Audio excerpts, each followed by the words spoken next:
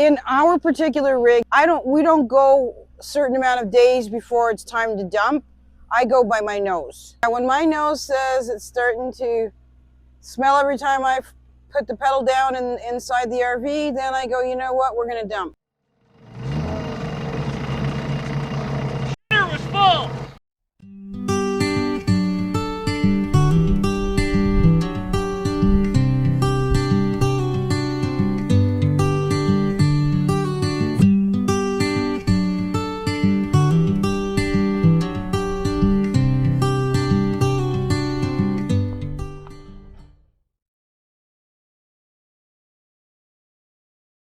Monday, October 13th.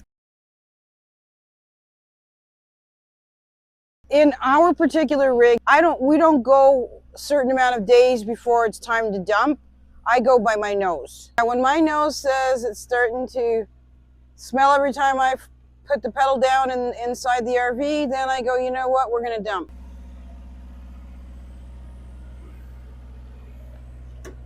You want flow, so you start with the handle first that you want to dump with. We're already set. We don't need to do gray first because we've been in a steady setup and the setup's been working just fine. You want this to flood out because it gives it power. Yeah, so we have a valve here in this other connection. Usually when you dump your tanks, you do the gray on the right. You do the gray first, just a little bit of gray. That kind of helps rinse out the pipes on the inside. Again, gray tank is just your kitchen and bathroom sink and your shower. It's not feces or urine. So you do just a little bit of gray to help kind of rinse out the piping. Then you shut off your gray, and then you pull your black tank and dump all your black tank. Black tank is only your toilet. And then you dump all your black tank. When all your black tank is dumped, then you go back and you dump all your gray tank. That kind of helps keep the pipes clean, as clean as you can. See it, but while I was talking, she lifted up the hose. Because just basically where this is, our pipe is a little bit higher than the tracking that we have here, and the pump is a little bit higher. It's the exciting part about RVing. It took a long time before Tom figured out this best way. We've had it different ways, totally forget it. It's been on the ground. It's a lot heavier to pick up straight from the full ground compared to being at least on these levels.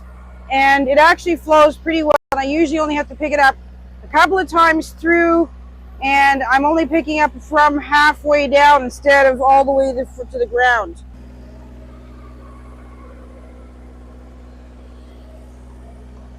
Not much in there because it's near the end of its flow.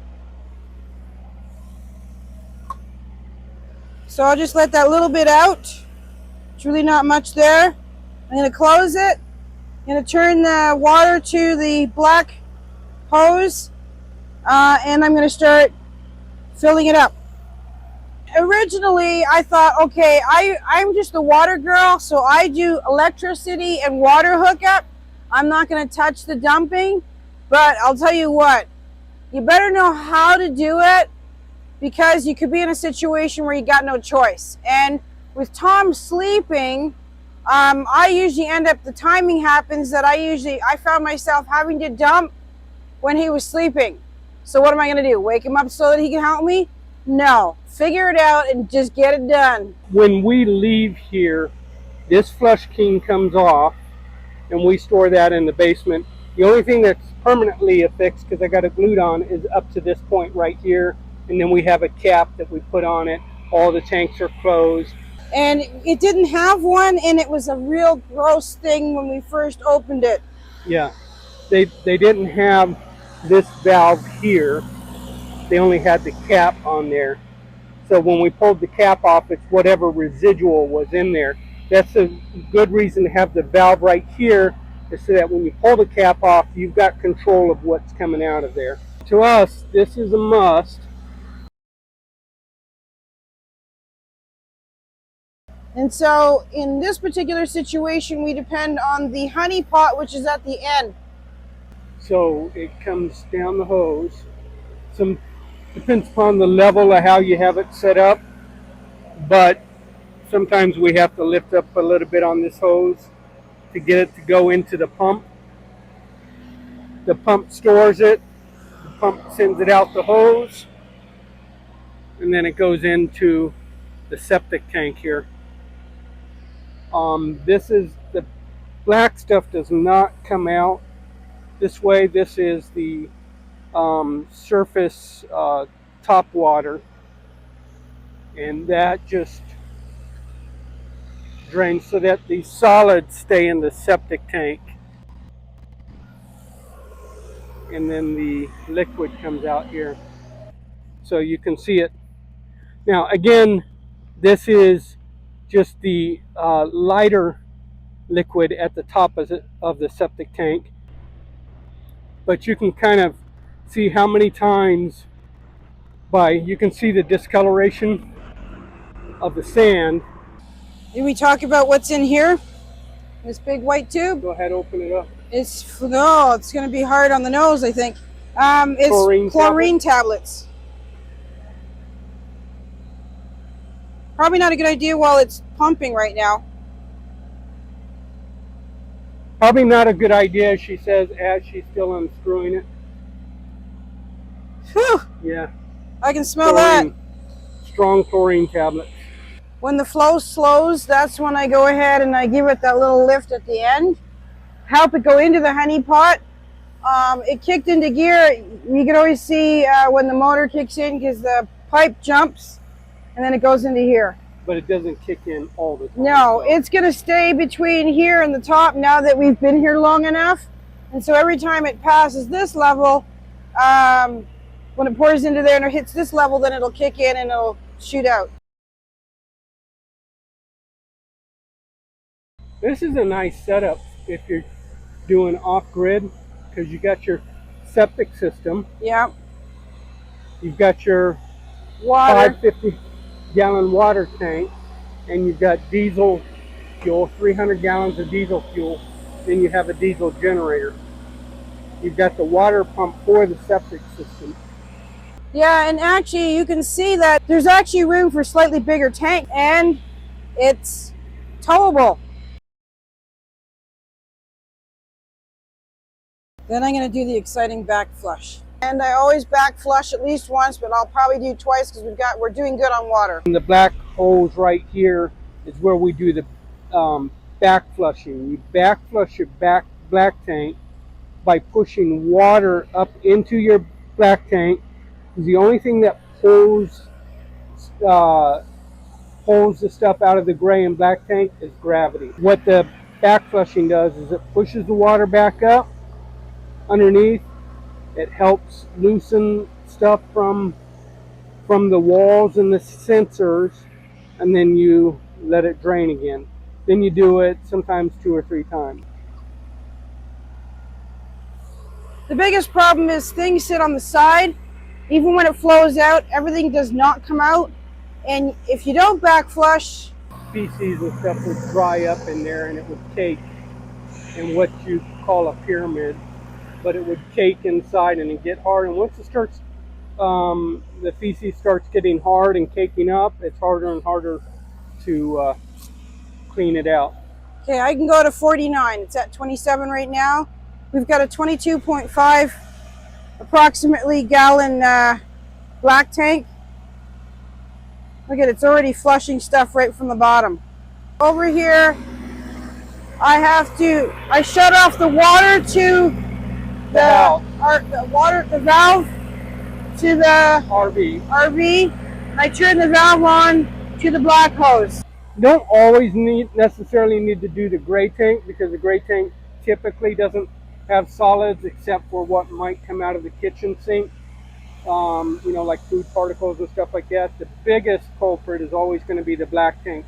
So as she's pushing the water up into the black tank, you notice it's a little bit clear, but once we start dumping that black tank, you can see where it's pulling more waste out of the black tank.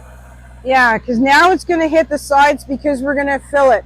We used to do a bunch of different things. We used to time it by time. We used to have Tom standing in the bathroom with the whole thing open so that he could see when it hits the top. But now that we know how much can go into the tank, we pretty well can go by the meter because we got the meter. It's at 34 and I said I could go to... So that will be 49. Thank you. And what is annoying is that when you first start pushing water, you're just pushing up this tube.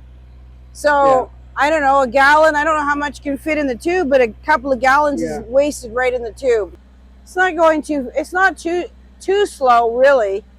And I'm only going to do it one other time because we're conserving water. But at least a couple of flushes is better than no flushes. Oh, yeah, huge difference. The smell goes away right away.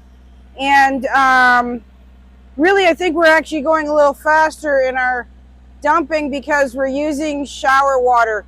And we tend to be more generous with the shower water than when we hold down the pedal. It's at 46. You're going to want to watch those numbers. Okay, at 47.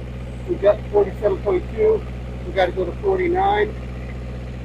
And once we hit 49, I throw this switch right here. 49. So I shut it off. Shut the valve off at 49.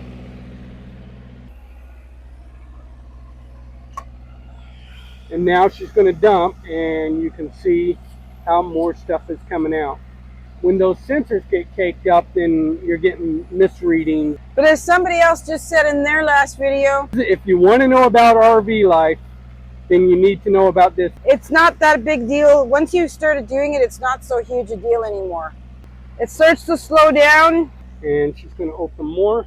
And this is where I'm always amazed when it gets to the top that there's still so much dark stuff. And that, of course, is where the smell is going to be, right at the top of the tank. So that's why you definitely really need to backflush so that you can at least remove some of that stuff from the top of the tank.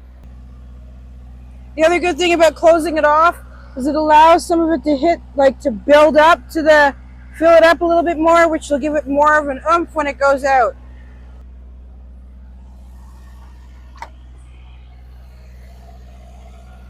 And look at that.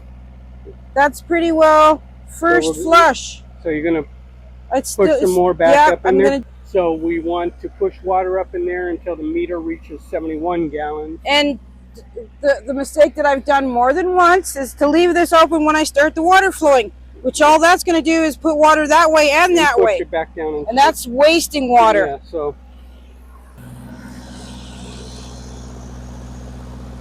okay. So she shut it off. Let's see how much cleaner it is now. That's the clear water. Let's see what's coming out of the black tank. Still got some residual toilet paper and stuff like that. And Just kicked into gear. yep, oh, yep, missed it. I smell the chlorine. So we just repeat the process. We're only back flushing 2 times. It's a little bit more clear. So what we'll do is we'll close off all these valves here. And so that's back flushing. And what I'm going to do is just a little bit of gray, just to kind of rinse out some of what was in the tube. The last of the cleaning is with the gray water. And gray water is just what it says. Gray.